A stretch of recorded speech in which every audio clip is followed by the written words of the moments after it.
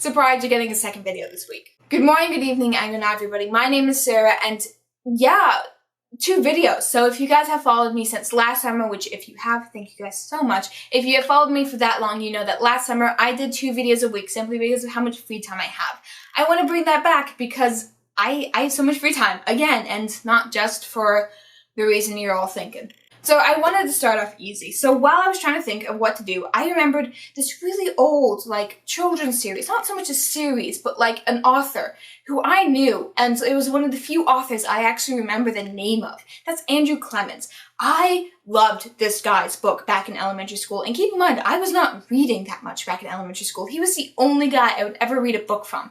And those memories resurfaced from the depths of my mind. And I figured, why not talk about that today? Andrew Clements ended up dying last year at the age of 70. His best-known work is still his debut novel, Frendel. Frendel is a story about a child who decides he is going to change the name of a pen to a made-up world called Frendel, and he is going to start calling this and see how many people he can get to use this new word. This story was inspired by one of Andrew Clements' conversations that he had with a friend. It is an incredibly short novel. It has sold so many copies, and it's still an amazing book. I only have vague memories of ever reading this, probably because it's such a short story, but I remember such a warm feeling when I was reading this book because the characters are so likable and so amazing, and I really do enjoy it if you want something very small and very early middle grade, and it's a chaotic young story about a child who's just making up words. It's great, it's amazing. I highly recommend this. So while Frendel may be his best known work, my favorite work of his is actually Things Not Seen. This is actually part of a series, one of the few series he actually wrote. This is a story about a child who one day wakes up and realizes he's invisible. The reason why this story has stuck in my mind so long is because one of the main characters in this book is blind. Once our main character realizes that he is invisible, he kind of goes about his day realizing what he can do and what he can't do. He ends up trying to find ways to get around being invisible by wearing a ton of clothing. And along the way, he meets a girl who is blind, and they share an amazing connection, and he feels like he can finally be himself around her, not pretending, not having to cover himself completely. And it's an amazing story, and one of my favorite scenes that I still remember to this day is when he was trying to infiltrate this basically a giant company who he thinks is at fault for the reason why he's invisible. She sends her in to go and get an interview to try and see hey, distract these people while I go do this thing. And she ends up having an actual conversation and realizing that just because she's blind doesn't mean she can't have a real life out in the world. There's still jobs out there, there's still careers that she could strive for. And the conversation that she has with our main character afterwards is something that I still remember. I read this in 4th grade, you guys. I'm in college now. So the fact that I still remember this story and I still remember this specific scene means a lot. And I did not have very good eyesight growing up. I was losing my vision every single year, and I finally got surgery done, and I still need glasses. So the fact that there's a main character whose vision was impaired meant a lot to me as a child. So that alone is amazing, and I have such fond memories of this book. Again, this is a series. I love it so much. The next book I want to talk about actually ended up inspiring me to do my own sort of story like this, and that is Lunch Money. This is a story about a kid who decides to sell mini comic books at his school to raise money. I ended up loving this book so much, I tried to create my own mini comic books. Not that good of an artist, but this was my starting point for learning how to draw. This was my starting point of saying, hey, I want to tell a story. This book means so much to me, even though I only vaguely remember the plot. There is a conflict with another girl who starts writing her own stories, and our main character has to figure out, hey, is she stealing my idea, but our ideas are so different. She wants to tell, girls' comics, and I want to tell male comics. It's very much gender divided, but he's still, confused about what's going on. And again, I only have vague memories of this because I read it when I was so young, but I love it so much because it meant so much to me. Again, I tried to create my own little comics. Not the best in the world, but still, it meant a lot to me, and I know a lot of other people. I'm going to keep saying that because of how much these books meant to me. Again, I was not reading when I was a child. I could not read that well. And the fact that I was picking these up on a consistent basis, they had to be good because, yeah. Next book I'm going to talk about is No Talking. This is a story that's, again, it's set in a school, and it's about 2 kids who one of them dares the other to see how long they can go without talking. This dare ends up taking over the entire school, and it's the entire school of a bunch of these kids who just decide to go mute for a period of time. They have to write down whenever they say a word. More rules are involved later just to not freak out the parents so much. I don't remember too much of this book other than how much I loved it. It was so short, it's so amazing.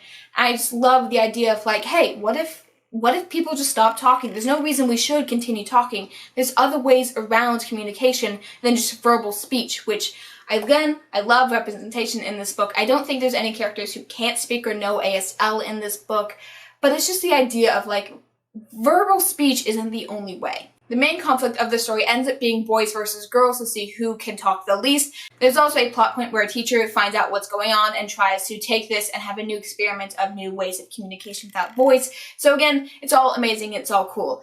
Vague memories of this, still recommended though. Next up we have Janitors Boy. I only remember the ending of this book, so I actually had to look up what this book was about.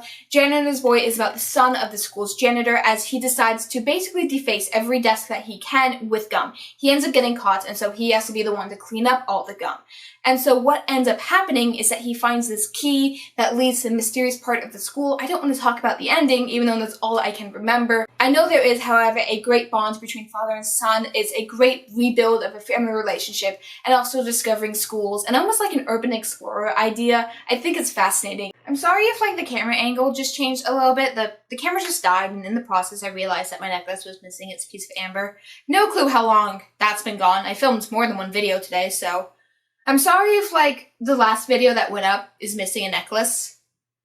It'd be that way sometimes. Moving on, we have a story about a set of twins who end up being enrolled in school as only one person. I think this is a really cool story, especially it deals with how identity works between twins who have always been seen as the same person until one day they are the same person.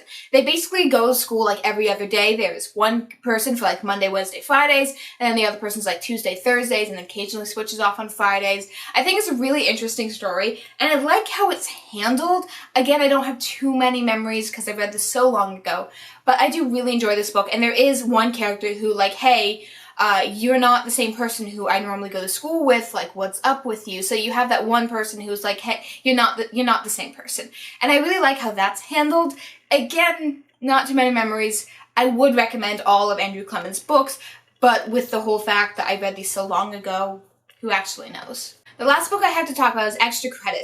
This is an amazing book about a girl who's basically, she's almost going to fail her 6th grade class. She's going to be held back, and in order to not fail, her teacher sets her up with an extra credit assignment, get a pen pal with someone in a foreign country. She signs up for that, and she ends up being pen pals with a girl in Afghanistan. When she's writing to this girl, she doesn't realize that this girl can't read, so she has her brother read and write all the letters for her. So in the beginning, our main character doesn't realize that she isn't actually sending letters to this girl, she's sending letters to this girl's brother, and then over time, this brother's like, hey, I feel weird, I want to let you know what's going on, and they form a friendship through their pen pal situation. I think it's cute and adorable. I actually remember majority of the plot of this book, which is amazing. I did have to check the back to remember what country it was from, like where they were sending letters to. There is a scene in here where like a character from this girl's class, they see this project that this girl is doing. She has a little whiteboard in the classroom that has like Afghanistan flag and like a bunch of other stuff, and the teacher makes our main character take down the Afghanistan flag because this child complained about it. So we do have some minor racism in here, especially, again, 6th grade, they're really young, they're really impressionable. I really enjoyed this book from what I remember of it. I will say this again, I was in elementary school, like I was these characters' age when I read this book. So that is just my brief overview of all the books I remember and hold dear from Andrew Clements that were just a huge part of my childhood. Again, I couldn't read well as a child. I went through a lot of reading programs that basically forced me to read stuff I wasn't interested in. And Andrew Clements ended up being the author, the one author who I enjoyed reading. I loved my school library because I just had a stack of his books. And it was just amazing, and I love them so much. And I can't believe my mother still has some of their own copies. She's got rid of some, but she does work at a school now, so she's stockpiled the end. I'm gonna try and make her buy a bunch more because I want to reread all of these in the future. Because just going through all these books, I love them so much. I really want to get my own copy of Things Not Seen because of how much I remember enjoying that book. If there's a middle grade that you guys want me to pick up next that have the same sort of like identity and representation and just openness and easy to read, because your girl can't read despite the fact I've read so many books this month, I require a lot of audiobooks, and these are just books I don't need to listen to on audio to enjoy. So if you have any of those recommendations, please leave them down in the comment section down below. While there, don't forget to hit like and subscribe. And as always, good night, good evening, and good morning, everybody.